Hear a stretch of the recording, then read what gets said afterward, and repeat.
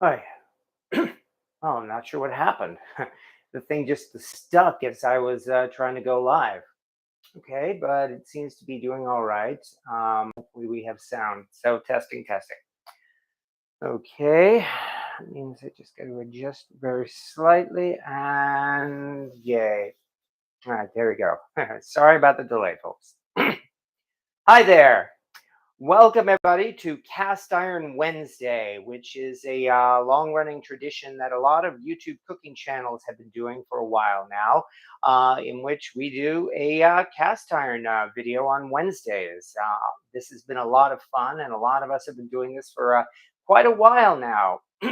Here on this channel, we're actually approaching the 3-year mark as to doing these live videos every Wednesday or almost every Wednesday.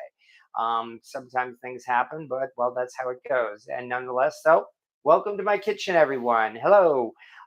We are here once again on Cast Iron Wednesday, here to play with some cast iron. And I guess I should say as well, happy 4th of July, 2023. Because the 4th of July this time is next Tuesday, which means that, that means it'll have passed by next Wednesday. So this is our really our opportunity to actually celebrate the 4th of July here on this channel. Especially since, as you've seen as a subgenius, next Wednesday, as well as July 5th, then the world's going to end. So, so definitely July 4th will be over by that point. But we'll talk about that another time. Right now, as I said, here it is. Yeah, indeed.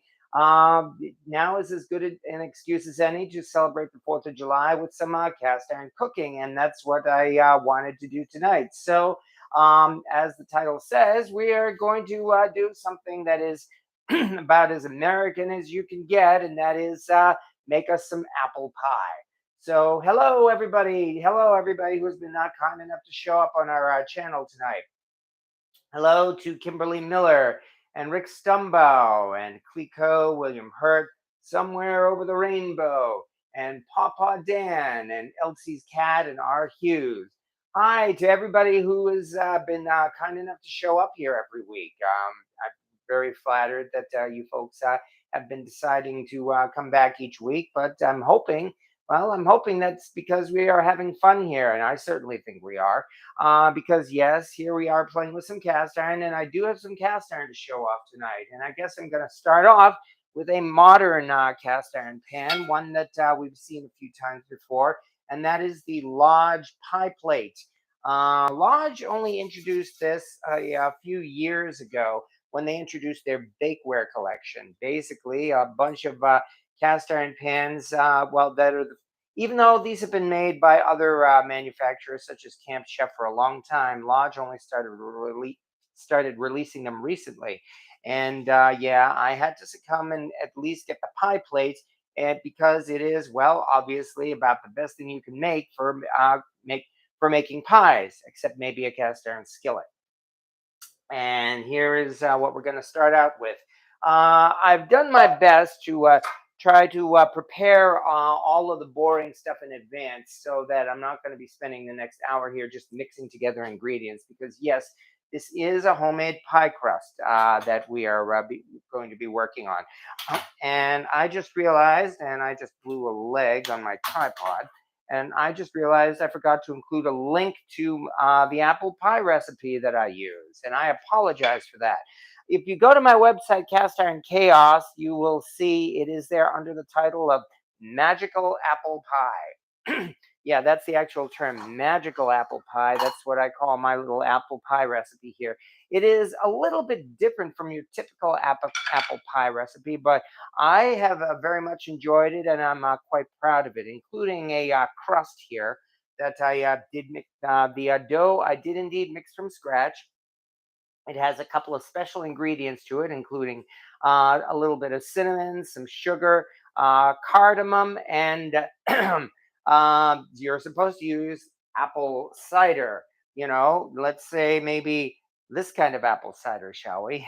But yes, actually, I very much like using liquor and alcohol in my pie crusts, and there's a good reason for that. It produces a great pie crust that will not become as hard as a rock because alcohol doesn't form gluten when it mixes in with the flour. So this is actually a really a good way I've found for making a pie crust. Having said that, all I really need to do, pull out a little wax paper here. And yes, hello, and where's Cynthia? And pasties are my next favorite use of pie crust. Oh, definitely. All right. But yeah, it's actually really not that hard to make the crust from scratch either. I mean, there is absolutely nothing wrong, of course, with using a store-bought crust. It's only that, well, quite frankly, the pie crust that you make yourself is better in several ways. Not the least of which is the pie crust you get in the store, of course, is something of a generic pie crust. It's meant really to be used on anything, whether you're making an apple pie or a pumpkin pie or a pecan pie, or for that matter, a chicken pot pie. So, the flavor of that kind of crust is pretty much meant to blend in with anything, which again, there's nothing wrong with that. But at least this way, I was able to use, as I said already, special ingredients in this crust, including an apple flavored liquor that will certainly give the crust a unique flavor of its own. And that just means really I just have to get started. And here's where we just need only a little bit of patience because, as I said, because there is no water in this crust, only alcohol, rolling out the crust, rolling out the dough here is actually pretty easy. And it's really only a matter of making it big enough. And you know what? I just realized I rolled out the wrong piece. Here comes the chaos. This is the one that's supposed to be the lid or the topping, because this one's a little bit bigger, and that's the one that's meant for the okay. In which case, I'm gonna have to put this one aside. We're off to a great start, but that's all right. We'll just continue here. Anyway, everything I said about the bottom crust, no, the top crust, I could say about the bottom as well, since it's came from the same batch of dough. There we go. Yeah, this one's a little bit bigger so that it'll fit there into that pie plate with no problem at all. The large pie plate is your typical 9-inch pie crust, by the way. It's actually a little bit smaller than if you were going to make a pie in a 10-inch cast iron skillet. Not that there's anything really wrong with that. Either way, you're going to end up with a really good pie. Okay, here again, just like before, just got to be a little patient. And as we start rolling this thing out, and I didn't realize it's been a while since I made a pie. In fact, I think it's been since like last year. That's right, because it was then that I got this French style rolling pin, and I really liked it. I mean, it's nice and simple, but besides the fact that it's simple, I find that it's very easy to handle, and it's doing a pretty good job too. All right, put in a little bit of muscle here. And as I'm talking, actually, let me move over here and let's see about any comments, have we? Yeah, I think it's made from scratch. Yeah. If you're talking about the crust, yes, it's made from scratch, unless maybe you're sharing a joke that unfortunately I missed as I was doing this. Wonder if you like that roll. Was wondering if you like that rolling pin. Yes, I like this rolling pin very much. And I wish I had used this years ago. But then again, the reason why I didn't was because I was using my mom's rolling pin. But that's all right. If nothing else, I'm sure mom would appreciate the fact that this is a really good rolling pin, and I'm quite happy with it. In fact, I'm going to roll this way out a little more. There we go. Just have to be patient. In fact, let's flip it over. There we go. And yeah, I learned this trick really from the beginning when I started making my own pie crust. It's another one from old Alton Brown, of course, in that he's using 2 sheets of wax paper here to roll out the crust instead of one. it makes makes it much easier to roll out the dough, as you can see, because it doesn't stick to the rolling pin. You don't even have to grease the rolling pin. It's as you can see, this thing is makes it a piece of cake or a piece of pie if you prefer, or I know, easy as pie. So, all right, keep pushing it.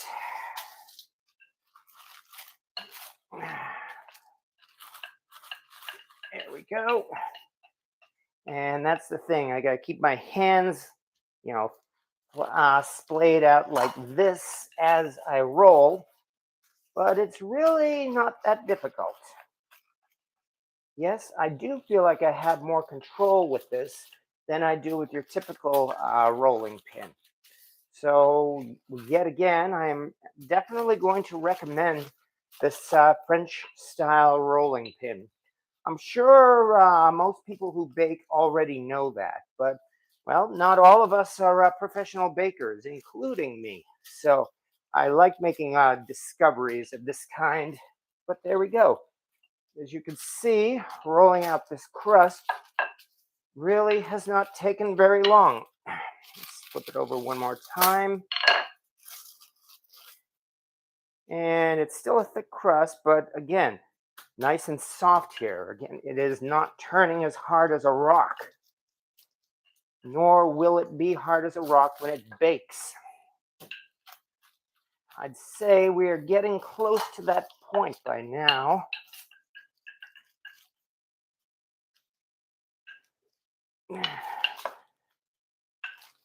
There we go.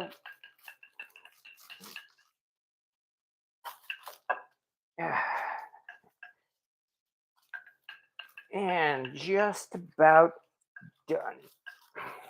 In fact, say we are done because, yeah, as you can see, it looks like it should fit this pie plate with little difficulty by now. Maybe one more roll. That means I'd better not forget to grease the pie plate.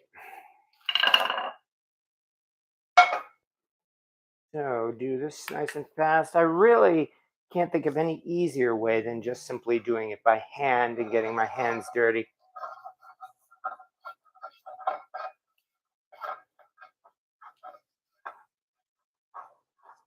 There we go. What's more, the handles on this pie plate are very convenient. Um, I'm sure they do have ceramic and glass pie plates with handles, but I really can't think of any. Usually, pretty much the pie plates you see are, well, they look like pies. So kudos to Lodge for doing the obvious and putting a handle on this. There we go. And that's that. Now, move this to the side, close this in case of any accidents. Accidents may never. And oops, there we go. And now comes the fun part. Center it. There we go. I know I tend to say there we go a lot, but aha. And voila. Now it's just a matter of pushing it into place. And not only does the pie plate fit, but we've got a lot of extra crust too, for that matter. So this is going to be a very easy pie to manage. So there is part one, which took, as you can see, it took very little effort at all. In fact, I think I'll throw this over just to keep it, from drying out because we've got to move on to step two. Hi, hello everybody. Hello Terry Sinchef as well, and hi Deb. And I think I missed a comment about buying my own. Seeing all this work, I'd rather buy my own. Oh, I don't know. No, my dishes do not always seem to turn out well. You folks here who have been here pretty much for any length of time, I'm sure you will see that as well. And yeah, considering all this work though, it's really not that hard. I mean, rolling out this pie crust really didn't take very long. Neither did cutting up all these apples, thank goodness, because yeah, I I actually cheated and used a nice toy that Alton Brown again would frown on because it's a unitasker, an apple core peeler thingy. This does a great job because it peeled and cut and sliced 7 apples in only the space of a few minutes. Okay, but I just realized one thing. I I better bring that recipe back because I've got right now. Oh yeah, one other thing. Excuse me 1 second.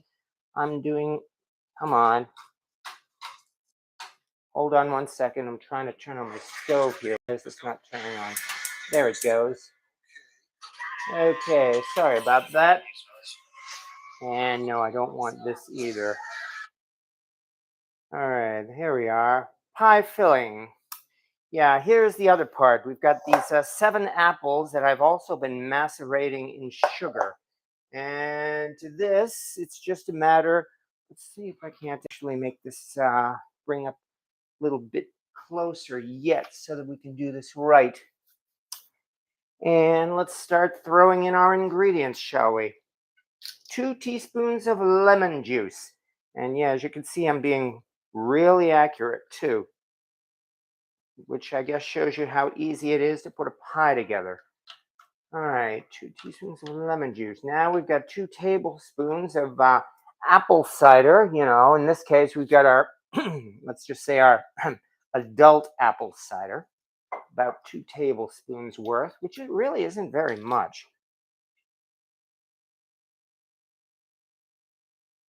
There we go. That should be enough. All right, and I'm even not taking a swig of it on camera. Who knows whether or not I did before the live started. Okay, and to that, a little bit of a secret ingredient as well. In addition to this, I'm throwing in a little bit of apple cider vinegar. This is meant really to react with the baking soda or baking powder in the crust and make it and help it to expand. Also continues the apple theme because this is apple cider vinegar. What did I say? About a tablespoon. Yeah, that's right.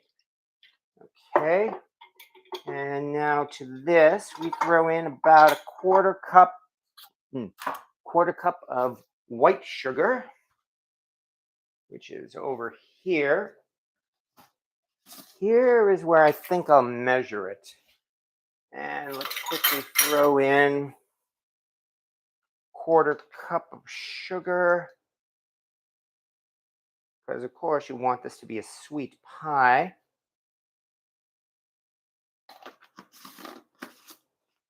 Put this to the side, put this aside.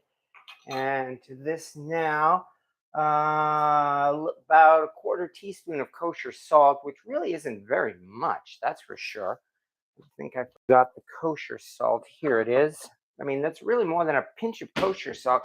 You know, I really should look at some point or another. There, people have actually written essays.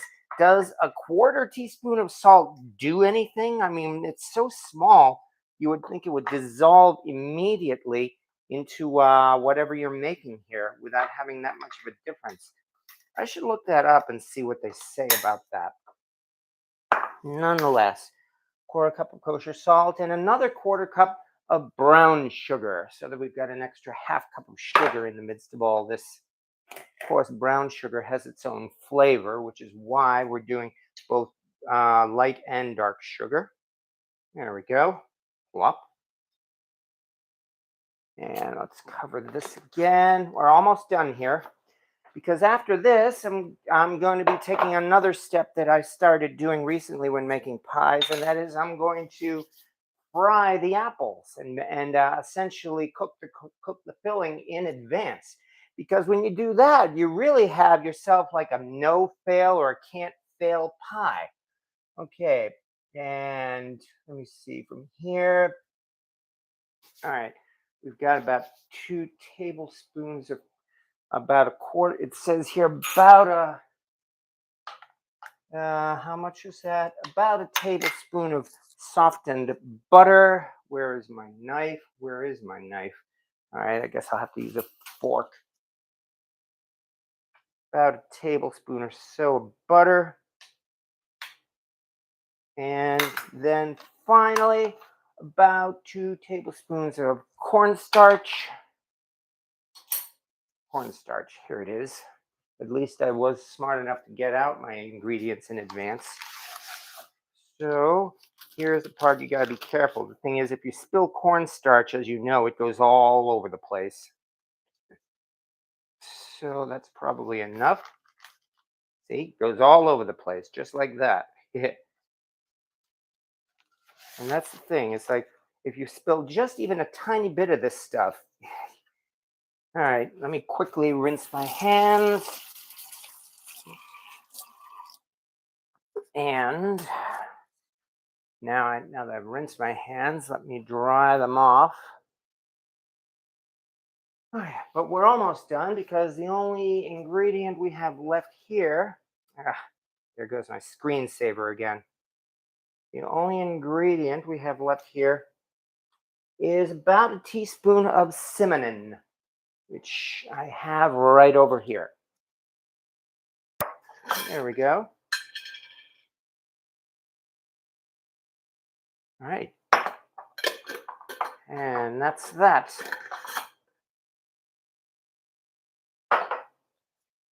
Now, finally, get to mix it all up. And then, as I mentioned, we are actually going to throw this into my large cast iron wok that I have on the stove. Now, you see all the liquid collected on the bottom here, which actually will make it easier to mix all this stuff together. And we will fry this all until it becomes nice and soft. As I said, this was a trick I learned a little while ago, and quite frankly, I like it because of the fact that, well, one, I get to play with it on camera, so that we can actually cook this live on camera here, instead of just putting into the pie and then baking it. But as I mentioned, it makes it really kind of a foolproof recipe here, because then we'll be able to add the cooked filling to the pie and then just finally top it with a pie crust. As I said, you pretty much can't fail. All we really have to do then is cook the crust. So I have the oven already heated at 400 degrees, and it'll really only be a matter of putting this in until the crust is done. So we're talking what, maybe 20, maybe 30 minutes at the most? That sure isn't going to take very long. So I'm not good at baking and I suck at everything else. I'm not that good at baking either. As I've mentioned, whoops. Oh, good grief. Excuse me. How did that happen? Sorry. Yeah, I know. Chaos again. Nonetheless, there's a good excuse to move over to here. Gee, I've been doing this for 3 years. It sure doesn't look it, does it? But there we are, at least. Okay, hello, and hello to Lee J. Caster and Cooking. You're not going to par bake the crust. So far I've not yet done that, and I think the pie has still turned out pretty well. So, oh yeah, no, the camera is fine, no problem at all here. Just sorry about that little accident there. It's on, like, no matter what, something unpredictable happens. However, here we are again, and here's a site that some folks have seen before. Welcome to a large cast iron wok, the 14-inch cast iron wok, in fact, that I have been heating up for the last, probably about the last 20 minutes or so. So this thing should indeed be hot enough to, yeah, I like a little nutmeg in my apple pie. Nutmeg sounds good. I actually never done that in my pies. I guess probably because, yet again, why do I keep mentioning Alton Brown? Because it was his recipe that I tried the first time I made an apple pie. And his suggestion was that no nutmeg, because he wants an apple pie that tastes like apples and doesn't taste like pumpkin pie. And, he may have a point. But nonetheless, all I need to do now is, well, I think I'll throw in a little bit more of that Crisco into the wok here, because I just need a little bit of oil to start out with. So as I said, might as well do the Crisco. And this is probably more than enough, in fact.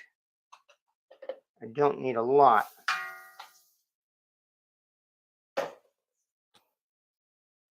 Also, I'm using this time a wooden wok spatula, partly because some folks have mentioned that they don't like all the scraping when I use my metal wok spatula. Even though I do prefer using the metal one, I think it does, quite frankly, I think it does a better job.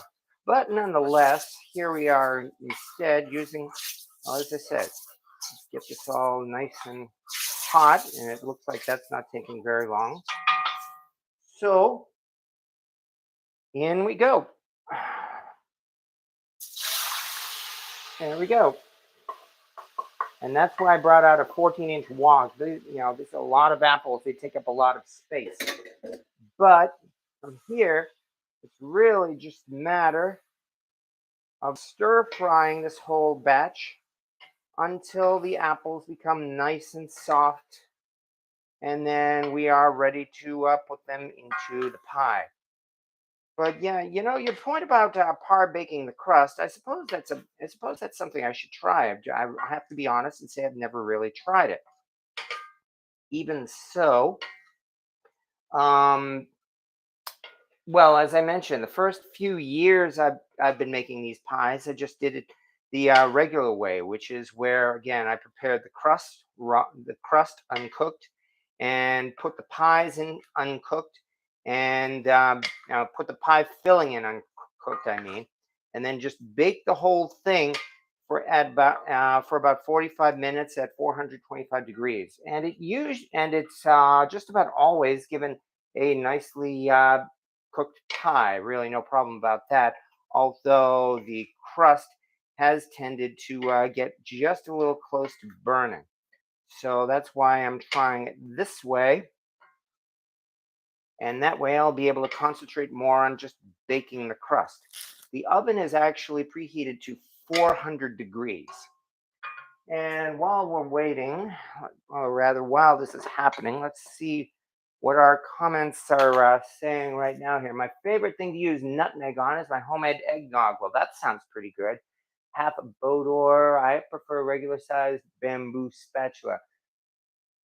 And I like nutmeg with my green beans. Well, I can't say I've ever tried that. I mean, that's yet another thing to try, maybe one of these days or so.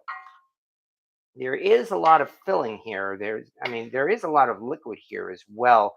But I did actually throw in a little bit of that cornstarch, especially to thicken it up. And my hope is by pre-cooking it this way, this should also help the liquid to reduce a little bit. And so it should indeed be thicker by the time it goes into the pie. Yes, no, I have not used those special ingredients for apple pies, the pectin and the gelatin and all that to give a more jelly-like filling. And so, but even so, I mean, when done right, this pie still is not especially watery. But still, going further back on these comments here, I'm great at the stove. I suck at baking, says New England Vermonter. No, I will really say that while baking does require, the ingredients to be a little bit more precise. You saw how carefully I measured those ingredients there as I put them in with these apples. Um, on the whole, I've found baking again and is usually really not that difficult. The hard part, of course, is making those cakes and trying to make sure the cake doesn't stick when it comes out of the pan.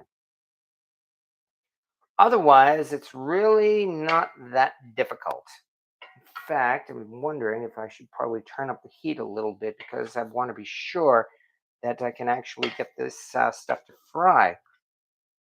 I mean, unfortunately, I've got a lot of liquid in here. It looks like it may end up boiling first.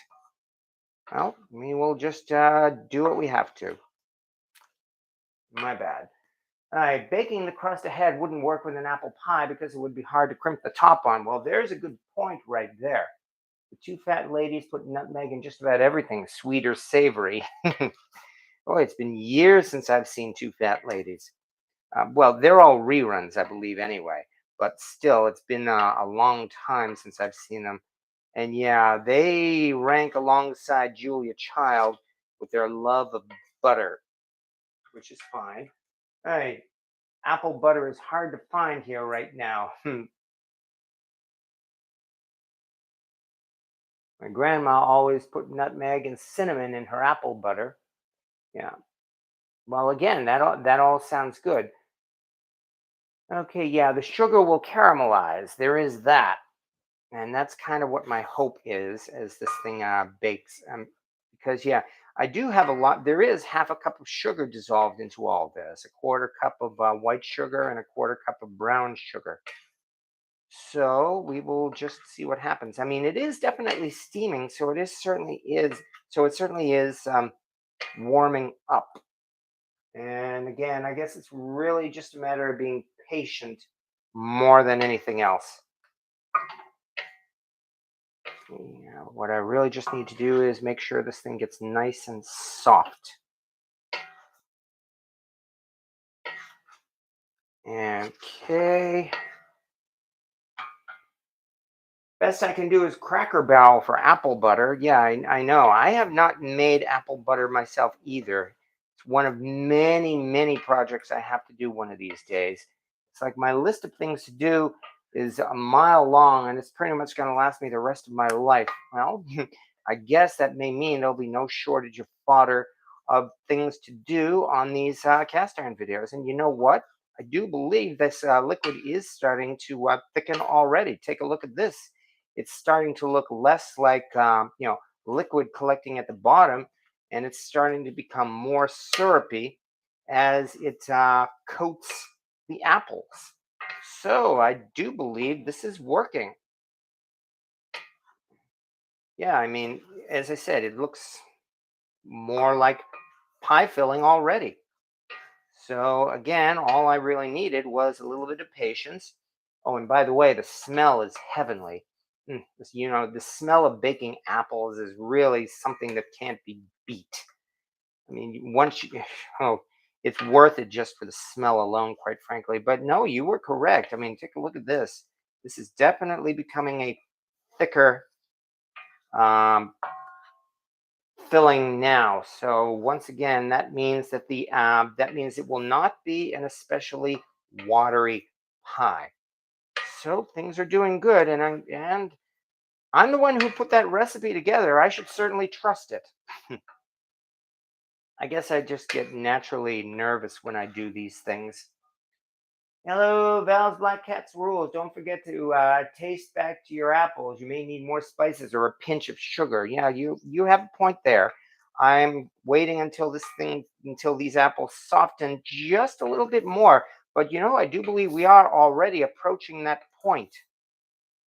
Besides the fact that the liquid is congealing and becoming thicker, the apples are also becoming softer, which of course is the whole point. As I said, initially I was baking all of this from scratch, pretty much, with raw apples, well, macerated apples, as well as the raw pie crust, and it still turned out okay. But I think I would call this more trustworthy because, again, you want to try to do this so that the apples are thoroughly cooked, whereas the crust does not burn. So that's another reason why I like this. But we are getting close to that point. ACDC, yeah. My brother makes a great crock pot apple butter and gives it out as Christmas gifts. Not much more than apple, sugar, and cinnamon, just cooked for a long time. Well, I am living in Binghamton, as I've said enough times. We are right near the Pennsylvania border. And what that means is that if I go over the border, well, then I get to see those Welcome to Pennsylvania rest stops on the highway. And of course, they've got souvenirs. And you know what they have at souvenirs at just about every highway rest stop? Apple butter. Yeah, that's one of the things that they all seem to have there. That plus honey, which is fine, as well as some jam. Sometimes, once in a while, some places may even have a little bit of homemade liquor. But actually, I don't think they usually have those at the highway rest stops. Though it does remind me of those fireworks shops that they have at every state border as well. Those places are actually fun to visit, not just for the fireworks, but because they always have some funny and interesting other souvenirs there. Yeah, there we go. Yeah, definitely. It is. I'd say we are at about that point, and here is where, like you said, I had better taste at least one of these apples. So it's hot. Mm, mm. The apple is actually still a little crunchy, but it's got a nice, really nice taste to it. I can taste the cinnamon in it. Can taste the tartness. This is nowhere near as sweet as the type of apple pie.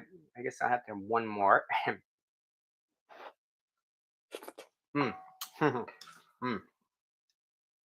This is nowhere near as sweet as the type of apple pie you buy at the supermarket. In fact, I think you could even say the taste is quite different than the one from the supermarket. But I don't think that's a bad thing. And no, as I mentioned, I did not use the nutmeg. Um, so that there is more of an apple taste to this. All right. So far, so good. Thanks, William. Between severe weather and no electricity, at times we're having extreme heat. Yeah, I heard that they're supposed to be having extreme heat all across the country. That we've actually cooled down a little bit here in New York the past few days. We've been in the 60s to 70 all day, although I understand it is going to warm up on our end as well. We've had a lot of rain the last few days. All right. Yeah, I used to eat apple butter on Bay's English mother muffins, and now I've switched to Nutella. Better for you.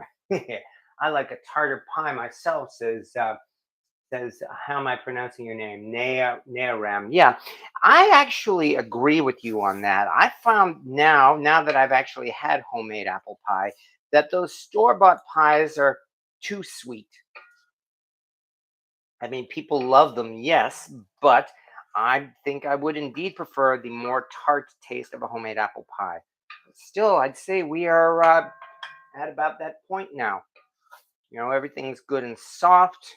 The filling has definitely caramelized, as you said. So let's bring this over. Move this out of the way and uncover the pie and bring this in. In fact, I can even turn this off now. So, little by little. And this way as well, I can spread it out. Yeah, that's the other thing, of course. You do have to spread out the pie slices to evenly fill the space because we really don't want there to be gaps in the crust. There are some people actually there who lay their apple slices out nice and artistically, like in Ratatouille. I am not at that point. On the other hand, this is looking pretty darn good already. Because once this is done, oh, by the way, for the record, this was a bag of Granny Smith apples from Price Chopper. I used a total of 7 typically sized apples, not gigantic apples, just typical, I guess you'd call them like medium to large size apples. And 7 seem to be just about right to make ourselves a pie here. All right, almost there. Mm, yeah, I knew I shouldn't have done that. All right, try moving this a little more. There we go, that's better. All right, spread that out. And so now finally, let's try a little bit more of this. Mm, mm, mm. Oh, yeah. Yeah. Can't resist a little bit of this filling. But yeah, look at this. This is definitely, the filling is all sticky now. So it definitely did congeal, like you said. So let's move back over here, clean up our mess. Crisco aside, put my phone aside because now I'm done with my phone. That's where I was looking up the ingredients for the pie. And prepare for part 2, which is finish rolling out the top crust. Remember, I started rolling out the top crust by mistake before I rolled out the bottom crust. And yet, even so, we're not doing too badly as far as time goes. And once again, I'm loving this French style rolling pin.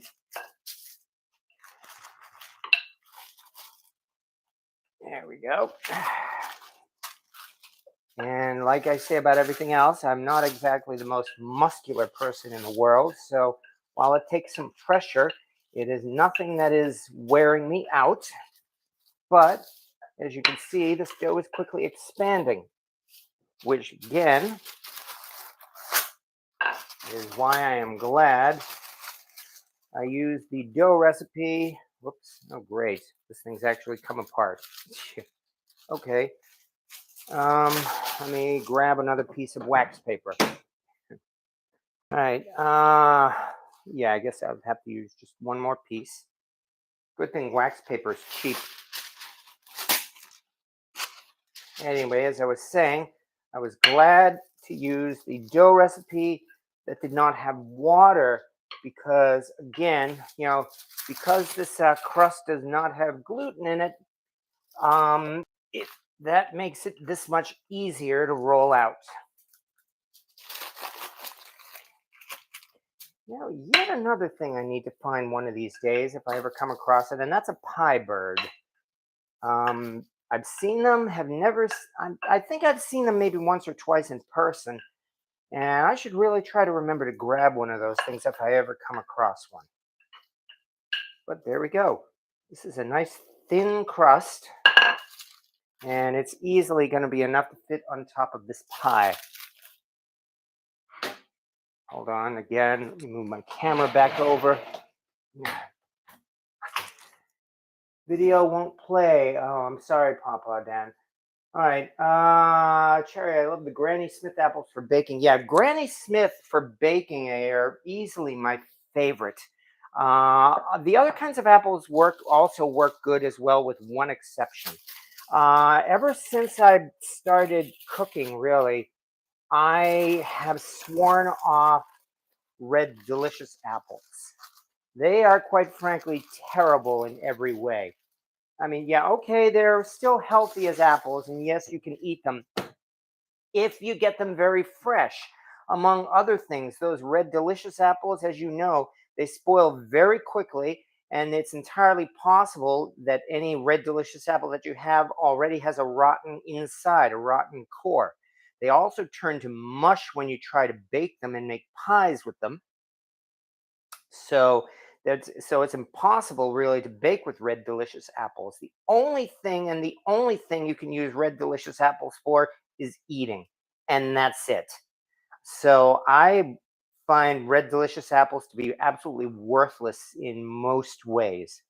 You get them as a snack for your kids because they will eat them right away, and that's it. Okay, there we go. There's a nice start for you. This sure did not take long, did it? Nice. Almost looks like a sunflower pie already. But now, let's see if we can do this right. Okay.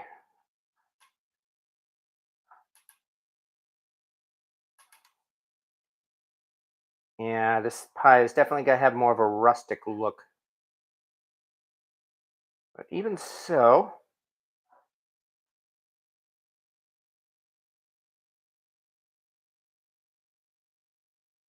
there we go. Only two more things to do.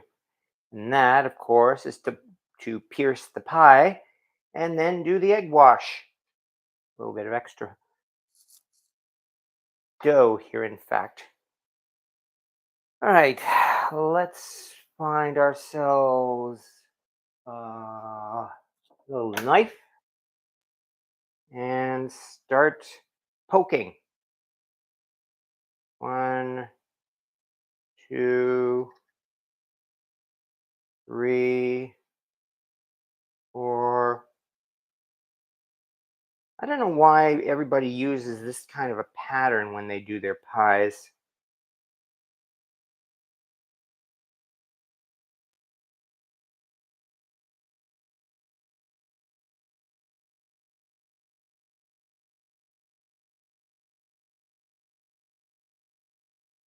All right, and while we're at it, let's throw in a little bit more here, here.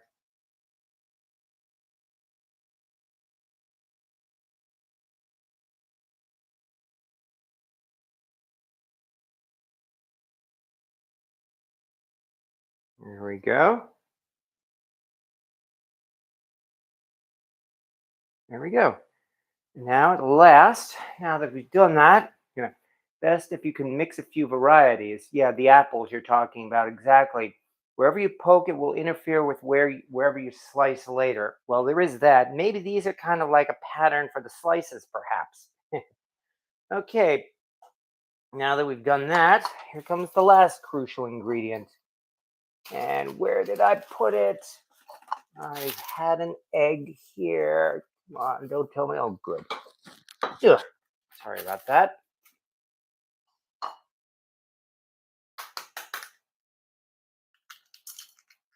There goes the shell. Great. Oh well.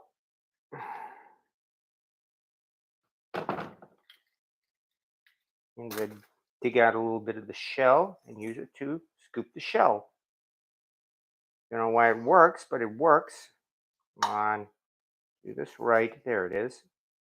All right. I gotta rinse my hands off quickly. Okay. Throw in just a little bit of sugar. Oh, drat! I just realized one other ingredient I did forget. And let me very quickly dig that other ingredient out. Sorry for the delay. This is something I don't use very often. And I know I've got it here in the back of my drawer somewhere. Last did I know I've got it. Oh, does that sound? No, it's definitely not celery salt, that's for sure. And it's not red coloring. Come on, am I actually going to have to put this aside? Well, that's my fault, really, for not getting out. This, of course, is the crystal baking sugar. You know that stuff, the stuff that gives you this, these nice big sugar crystals on top of the pie. However, I seem to be having trouble locating those at the moment. Damn it. Let me do one last look because I'm not going to spend forever looking for these things. I mean, it's nice, but it's not absolutely essential. Let me try my drawer of baking goods, and it is not here. All right. Well, my bad again. Oh, well, one other thing. Come on, please tell me, where is my, damn it, where's my basting brush? Oh, good grief. All right. Well, as I've had to say many times, don't panic. There it is. Totally not to panic. So even though we don't have the baking sugar, oops, at least, sorry about that, at least we have the egg wash, which as you saw is no more than just an egg and some sugar. There we go. And now just brush it on.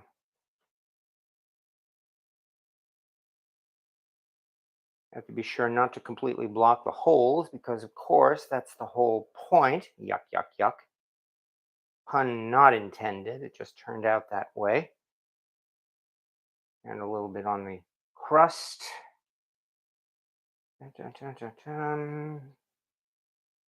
And with that, the hard part is done. Then we get around to the easy part, hot dogs.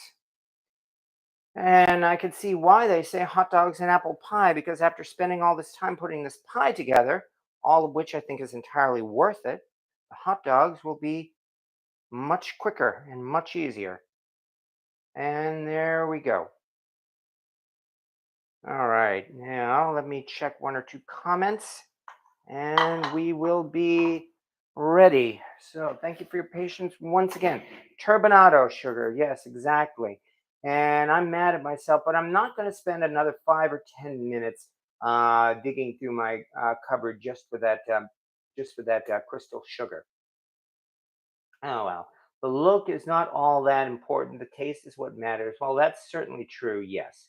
Um, Oh yeah, I've made quite a few of these pies, Jimmy. Thank you very much for the good words, but I'm not really worried. Oh, R. Hughes, I found a blue-based favorite waffle iron, but couldn't afford it. Oh, my condolences on that. The 12 would go good with my 8, 10, and 14. Oh, sounds like somebody made a good score on the hunt. Yeah, red delicious apples aren't all that good for eating either. Yeah, they're too sweet. So, I mean, I've since learned to appreciate things like those gala apples, for instance. Um, Sprinkle cinnamon and sugar. Well, all right. Well, okay. Might as well just do that. I did mix the sugar in with the egg wash, yes, but no, when have to improvise. So, a little bit of sugar on the top. There we go. And maybe just a pinch, as you say, of cinnamon, which actually doesn't sound like a bad idea. Do this nice and quick. All I need is really a pinch.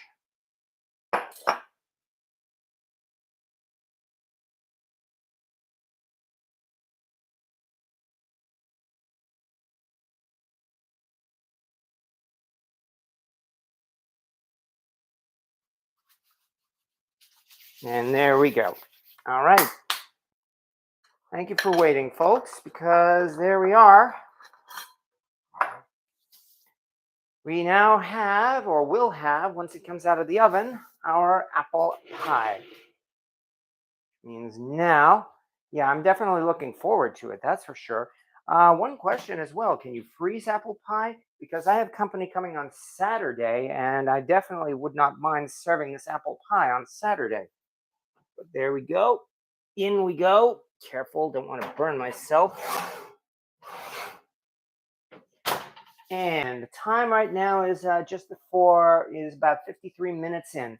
So I would have to say it's a 400-degree oven. So I would have to say it's probably only going to take maybe 20, 25 minutes, I think, to bake that crust.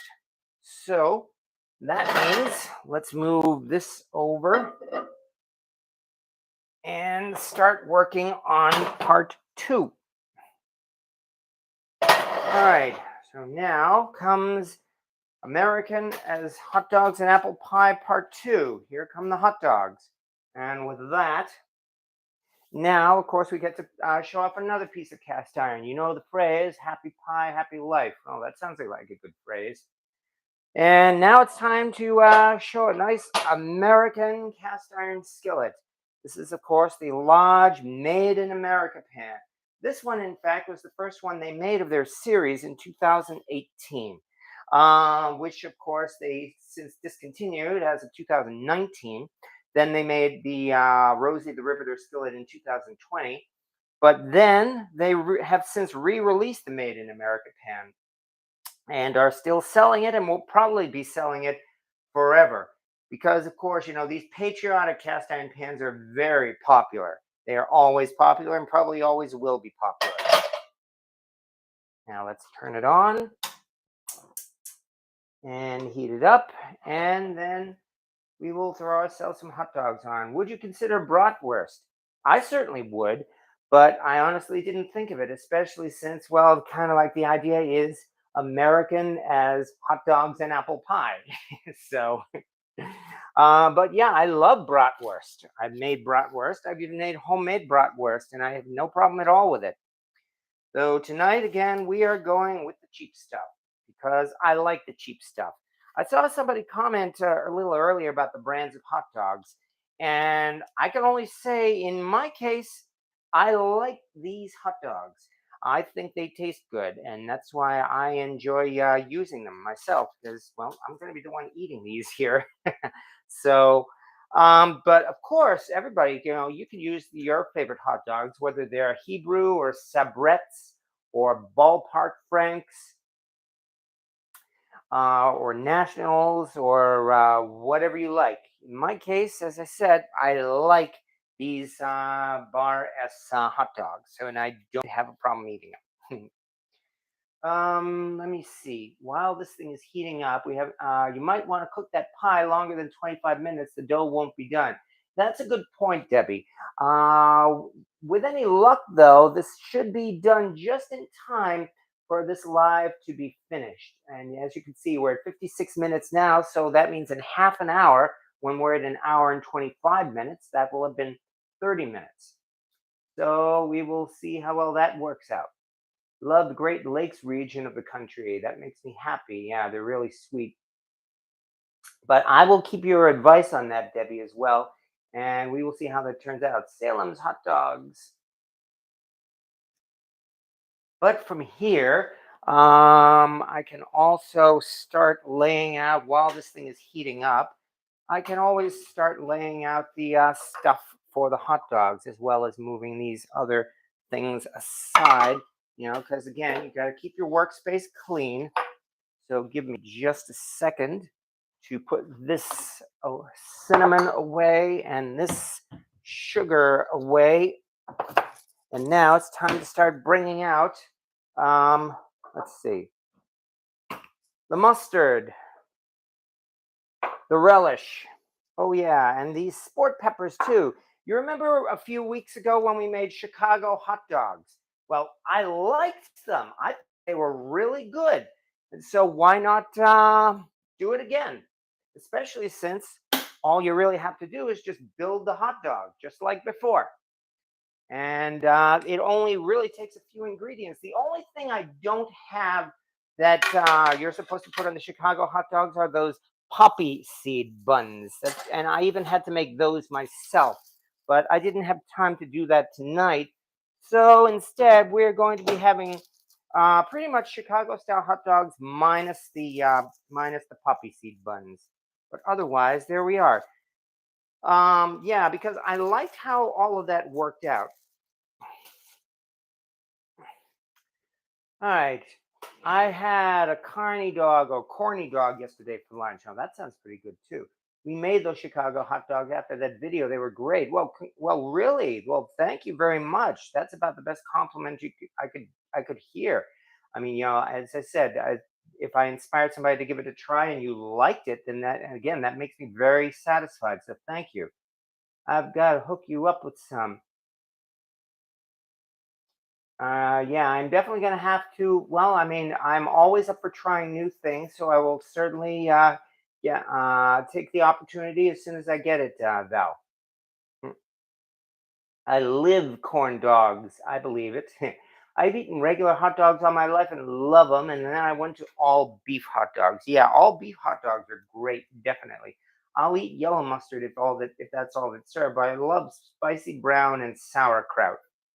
And I have, even though I've had sauerkraut every so often, I'm not a heavy sauerkraut person myself, but that's just my taste. I mean, I certainly can't speak for anybody else. Um, okay, it's buffering now. Oh, I'm sorry about that. Is it buffering for anybody else? Maybe I should pause for a moment or so. Just want to be sure that the feed here is doing okay. And while we're doing that, let's move this back one last time, back to the cast iron. Not here. Oh, okay. All right. Well, I'm sorry about that, Debbie, but apparently it looks like the feed is doing all right, at least for most of the folks. So that means it's time now to get started. Mm, Excuse me. Because one problem with these things is that it's hard to open the package. Let's do it this way. Oh, come on. Ah, I mean, come on. How hard is it to simply? All right. Let's try this knife, shall we? Oh, good grief! This is. Oh, great. Yeah, I just ruined a hot dog too. Yeah, but there we go. Got it. That means we are now golden. Okay. That also means where did I put? Oh, yeah, here it is. We use the butter. This is something I learned a few years ago. Hot dogs cooked in butter are fantastic. So, time to get started.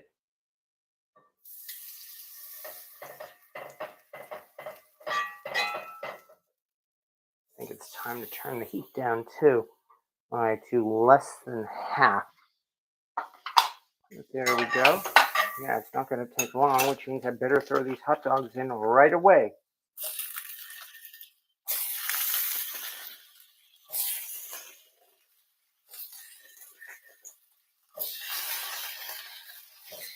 There we go. I also like the way these things do their little dance like this. Okay, where did I put that knife? Where did I put that knife? Yeah, there we go. Because one other thing I need to do, that is just ease gently slice these dogs. Come on, do this right. There we go.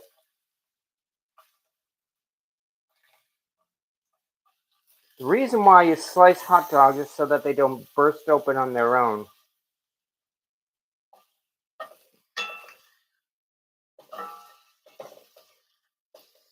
Yeah, that's definitely not taking long. Not at all.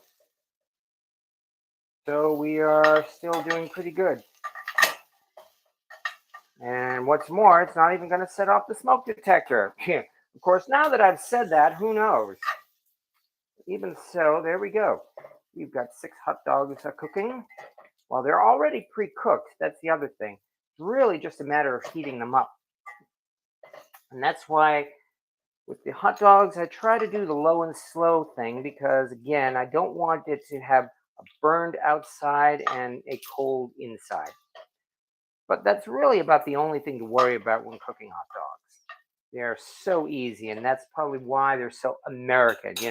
Americans, we don't know how to cook. As far as we're concerned, how do you cook in America? You throw these these 3 cans together and then put them in the microwave. There, you cook. It's a little bit more than that, though, as anybody knows already. Like for starters, baking an apple pie. Even so, well, there are a lot of things about American food that make me proud to be an American, and I'd say hot dogs are one of them. Land of the free, home of the brave, etc. 4th of July, when we declared our independence. Yeah, I know. We learned it all in school and it bored us, but later on, of course, we learned to appreciate it. And yeah, that's why I do indeed love my country. I am swearing not to talk about politics tonight, and I am going to stick with that. Rick, your rice is done. Yeah, don't forget your rice, Rick. Have a good one, Jim 44. Night 4, Jim 44. Yeah, of course, ground mustard. Yeah, no LT's cat, no smoke detector tonight. These things are going nice and low and slow here. You remember going to the movies and seeing the hot dogs on the griddle turning on the rollers? They smelled so good. Oh, yeah, definitely. That is one of those memories that everybody remembers, those hot dog rollers. And of course, they were designed to look especially appealing like that to make people want to buy them, but it certainly did. As opposed to nowadays, when you go to places like 7-Eleven or your local, whatever your gas station food place is, whether it's Sunoco or Mirabito or Wawa or the like, where they have their hot dogs on the rollers, and those hot dogs on the rollers don't look quite so good. They've been on those rollers for what, 3 hours or something, and they turn into these wrinkled. Um, they look like Slim Jims, quite frankly, more than anything else. Because yeah, they don't exactly pay much attention to making sure those hot dogs are not overcooked. But yeah, movie theater hot dogs were something. Went right along with movie popcorn. I worked at a movie theater in the early 1990s, and we had the hot dogs on the roller. The trick, of course, is that we had to estimate how many of those hot dogs we're going to sell. Because, of course, we didn't want to waste the hot dog, cook them and not sell them. Granted, we got to eat the leftover hot dogs, but it was a business and they really did not want there to be waste if possible. Also, the movie theater was cheap. I always call them dizzy dogs. Yeah, that's a good name for those hot dogs on the rollers, definitely. I'm guessing the beep beep beep is not because of my smoke detector, because no, it is definitely not going to go off. I mean, I'm not having any difficulty at all. In fact, I might even want to turn up the heat a little bit now, because even though these hot dogs are starting to brown at this point, I know what we want is just a little bit of char.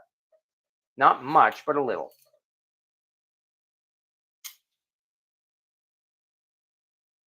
Nonetheless, though, here we are, folks. This is definitely in something. In fact, I should probably even take a picture of this right now, just because here we are, American hot dogs in an American cast iron skillet.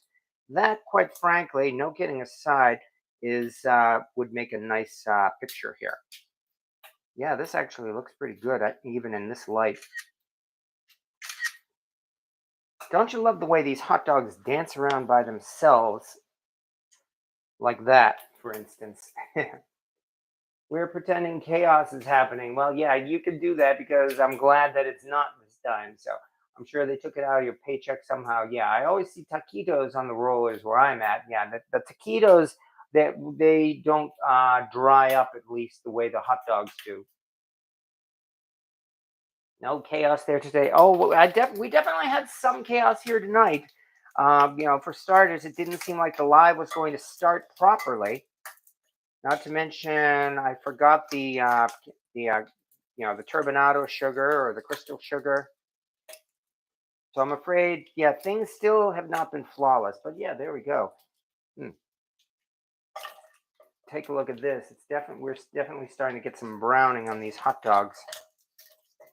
So this is not taking long at all.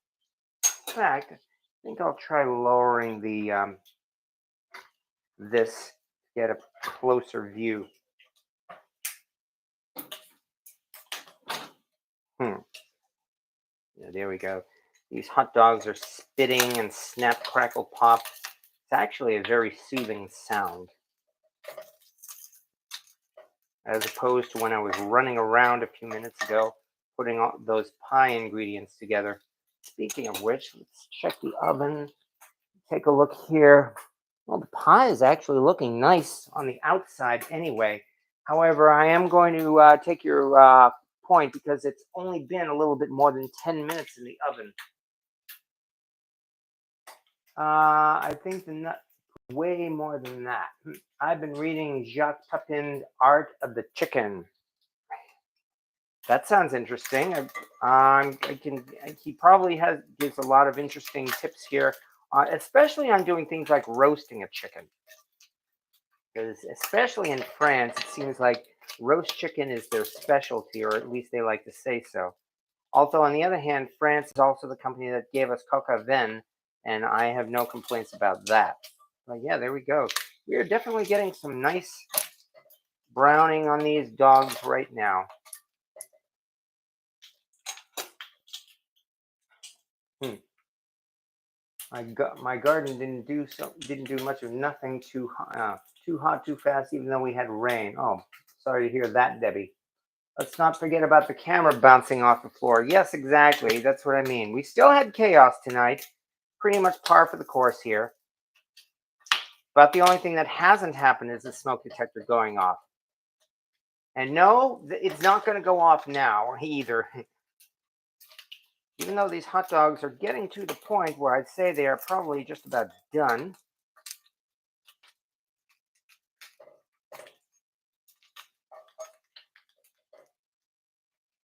Yeah, there we go. We're definitely getting we're in the dark brown phase, and we're starting to go towards the char phase. Yeah. Thanks, Elsie's cat. You can pretend smoke alarm all you like. Crank up the heat. Them dogs need to get dark. Those dogs are getting dark. Take a closer look. They are definitely getting dark at this point. Hot dogs are going to stick grease on your lens. Well, hopefully there is this much. I'd say there's probably like about 8 to 10 inches of distance here. So, well, the best I can do is hope. But yeah, these dogs are definitely getting dark at this point. So we are not doing too badly at all. Chicken is a wonderful book. Oh, sounds good. Blacken them up. Scorch them wieners, bologna and salami, the best. Well, thank you for the comments as well. Even so, I guess here's a question as well. What do you folks plan to do for cooking on the 4th of July or 4th of July weekend? Either way. Um, if you haven't figured it out, nothing wrong with that. Everybody's plans are different, but I mean, we could always, I suppose people will be doing all the usual, getting up the grill, cooking up their hot dogs and their burgers and their chicken. And of course, there's nothing wrong with that either. So,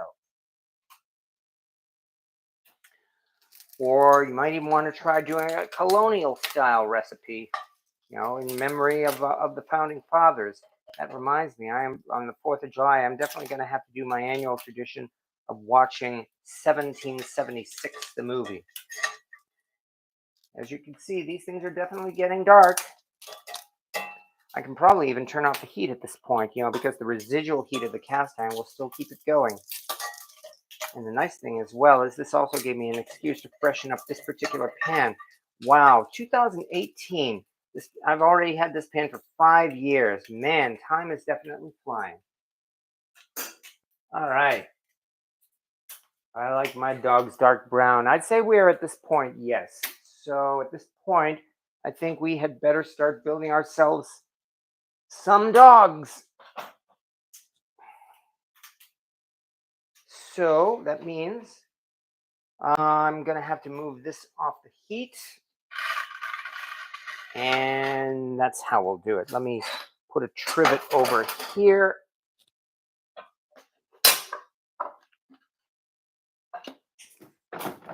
And find my pot holder. There we are. Now, back over to here. Did not drop it this time.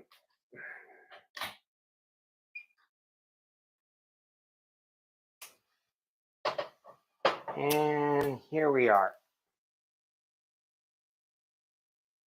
These hot dogs are singing, in fact. You can actually hear the hissing. There we are. Here are our hot dogs.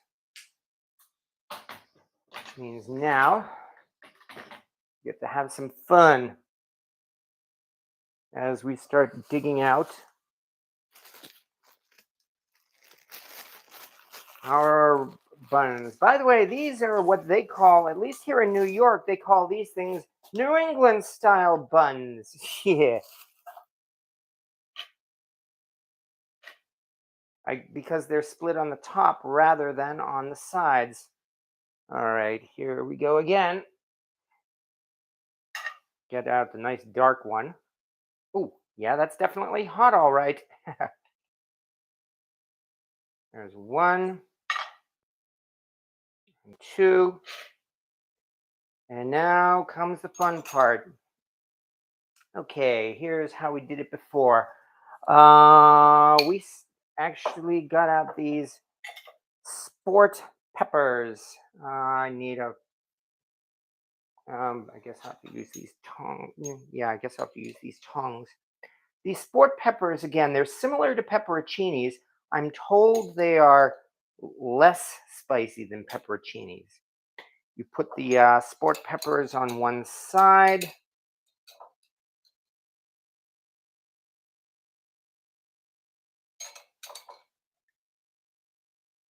And on the other side, well, I better cover this. Don't want to drop it. And on the other side, you put a dill spear, a whole dill spear. Yeah, and again, this was the part where everybody said how crazy this looks. It's as though all these veggies here, they just drown out the hot dog. Well, the last time I did this when I was doing it live, it worked. So you could still even taste the hot dog after all that. Then from here, we throw on some mustard. Do this right. Don't want any of that mustard water.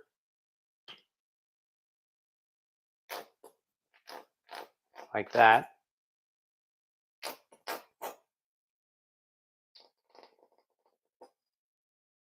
And then finally, the infamous Chicago relish.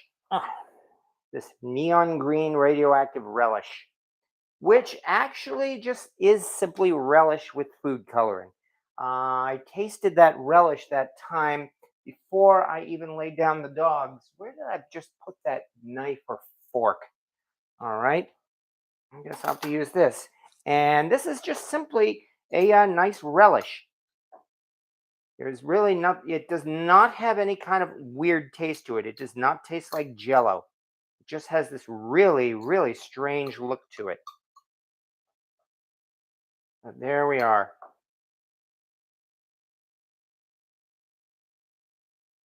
Okay, so far so good. Especially since, what time is it now? It is 1:17, an hour 17 minutes in. We should still have at least another 10 minutes yet for the pie. So things are doing pretty good. Even so, here we are. Here are a couple of hot dogs. The pie is not done yet. Yes, exactly. My wife was born, she called those hot dog rolls. Exactly. So from Maine, that is. Love some horseradish mustard. Let me take a look at that pie, by the way, in the oven. Well, it looks nice on the outside. I have to say that much. Let's do a little bit of a roller coaster ride one more time. I'll try not to drop it. And let's see if we can give you folks a view inside the oven here.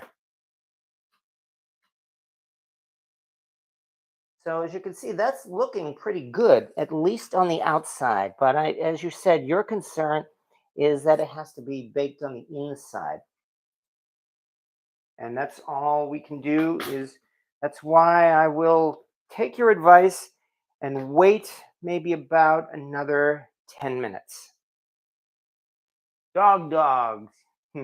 Want to start those hot dogs? Yeah, those hot dogs are really good. Oh, good point. Celery salt. You're right. I forgot the celery salt. Thank you very much. Okay. Um, Let me quickly dig that out, unless it takes forever, but I hope it won't. And let's, because I know I had that thing, and what's more, it was a pretty big container too. Yeah, here it is. I have to say that that package came with a huge container of celery salt. It's like I'm going to be having this stuff for about the next 3 years or so. But yes, you were right. I forgot the celery salt. There you go. Oh yeah, just the smell of it. You are absolutely right. I'm my bad for forgetting it. Hmm. Are you ready for the road trip? Yeah, I like relish, but I also like them hot links to go with it. My mother made hot dogs with mustard, American cheese, dill pickle slice, and bacon. Ooh, that sounds good. Even so, oh man, these hot dogs are. Well, this is gonna be my second time having a Chicago style hot dog. So let's see, shall we, if the second time is as good as the first. And there's only one way to do that, and that's to chow down. Take a nice big bite. Mm.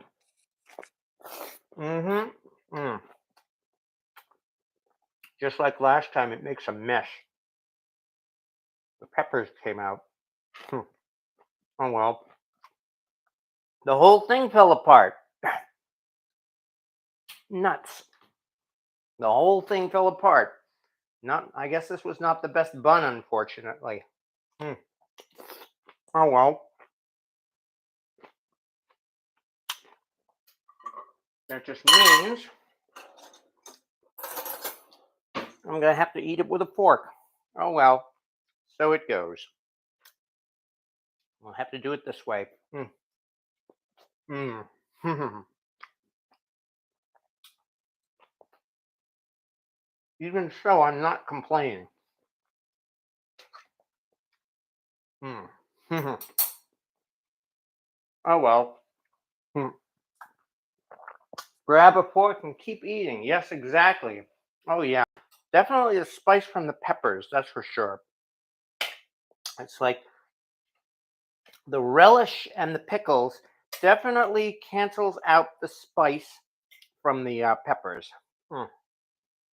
There we go. So far, so good. Hmm.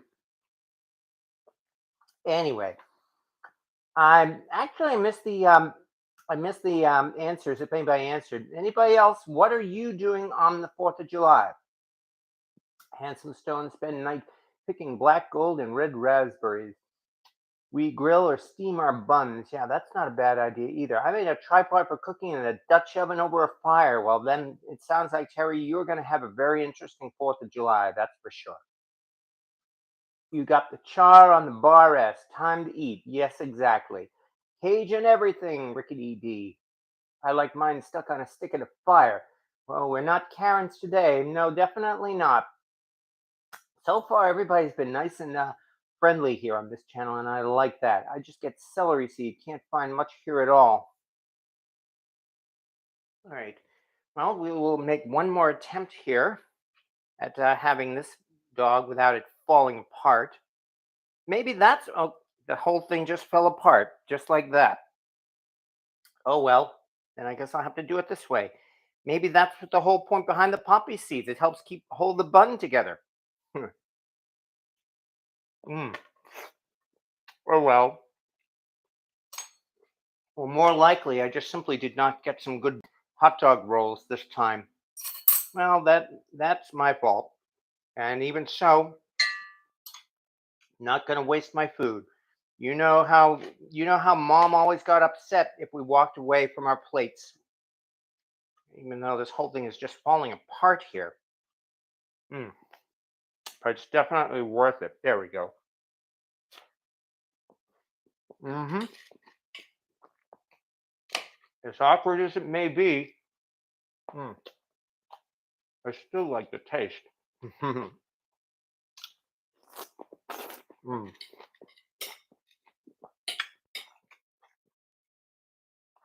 One more time. And yeah, these things are messy too. Okay, these subpar rolls, I have to say. The whole thing just came apart, unfortunately, but still not regretting it. And there we go.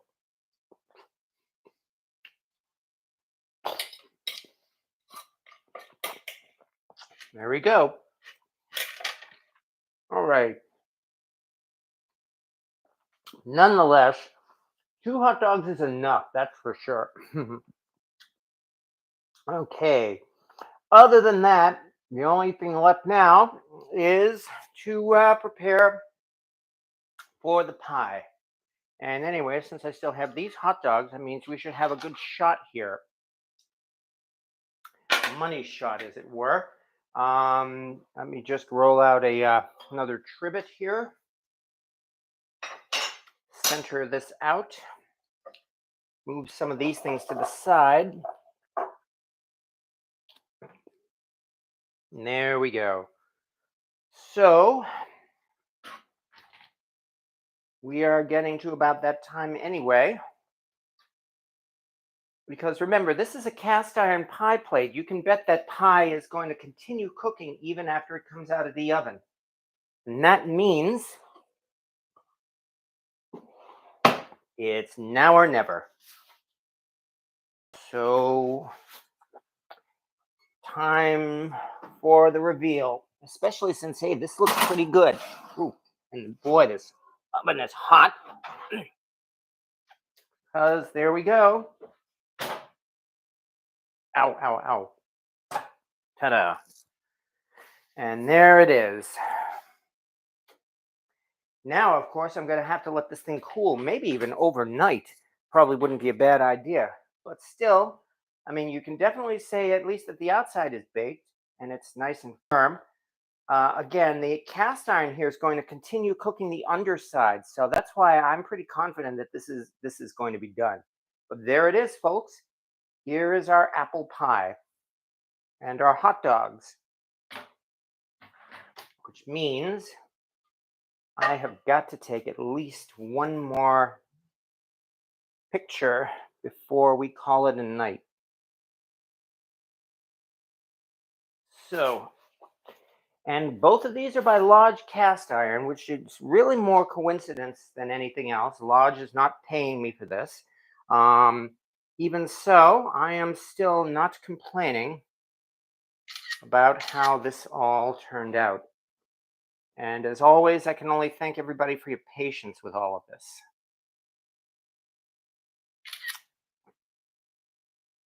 Okay, doing pretty good here.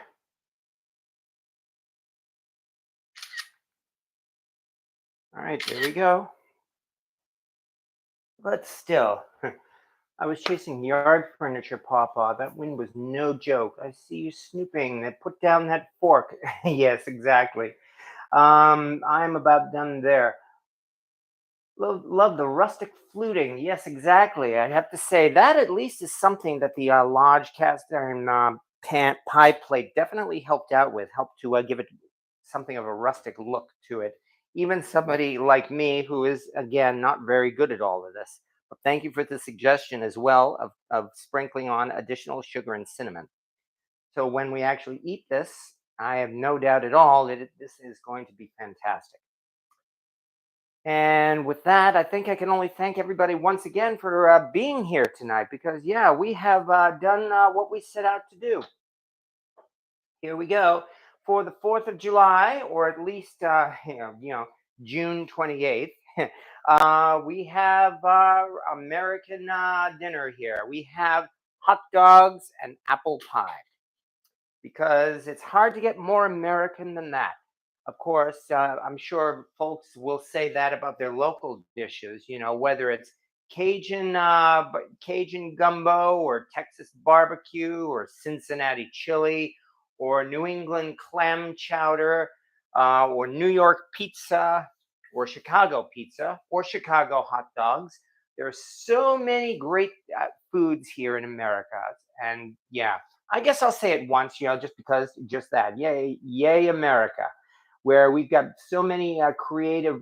They call it the Great American Melting Pot for a reason, and that is just one of many reasons why I'm glad to be here. That's about as sentimental as I'll get, but it's worth it just to celebrate once again our Independence Day here, and here in the United States. So thank you. And yes, exactly. Mercy B, please be safe for the 4th. That's really the first thing as well, especially these days where even though, I mean, things have changed, and they don't. In some ways, they don't seem to be changing for the better. So all we can really do is be safe and watch and take care of yourselves and take care of each other. That's the most important. And one way to do that is to have fun cooking in your cast iron. Next week is going to be the first week of the month, unless the world ends on July 5th. But unless, of course, I've been saying that now, as a subgenius, I've been waiting for the end of the world on July 5th for 25 years now. And those damn alien invaders just keep messing up year after year. So, in case the world doesn't end, then that means we're going to be doing another cast iron discussion here on YouTube Live next week, and that is always something I look forward to. And I encourage everybody, and I especially love the conversation that we get here from everybody. So yes, so Cynthia Wesley, happy 4th of July, Cast Iron family. Stay safe and be blessed. And likewise, Val's Black Cats Rules and Papa Dan and Handsome Stone. Thank you everybody for your input as well and for being here for all of this. We had some chaos as usual, but even so, we got what we set out to do. And I can only thank everybody, as always, for your time and for being here and for showing up and for enjoying this every week, which again really makes me especially glad to do this because it's so much fun, and it's because you folks here who make it so much fun. So I can only thank everybody for being here. And as always, like I said, no, don't worry, Janet Bautista. You can always watch the replay. There's certainly nothing wrong with that. So not gonna happen until the Great Pumpkin joins in. Well, yeah, you may be right. I'm gonna have to see what I can do about talking to the Great Pumpkin this coming Halloween. So, other than that, thank you again, Handsome Stone. And yeah, exactly. It's a stress relief for me too. And I can only thank everybody so much for all of for being here and for enjoying this. And I've got a mess to clean up, but then again, that's what happens every time. But even so, thank you everybody, and we will be doing this all again next week. You use your small BSR cornbread skillet very often. Um, Once in a while, usually on special occasions when I make a lot of cornbread. So, since I live by myself, I don't have as many opportunities as when a family does it. But even so, it's still good to have, and I'm still doing my best to put it to use. But yes, oh, turn the oven off. Thank you very much. You're right. The oven was still on, but it's off now. And thank you for your advice and for your help and for everything. And especially thank you for being here, folks, and thank you for enjoying this. So we will do this all again next week. And like I say every time, see you next Wednesday, folks. Have a good evening.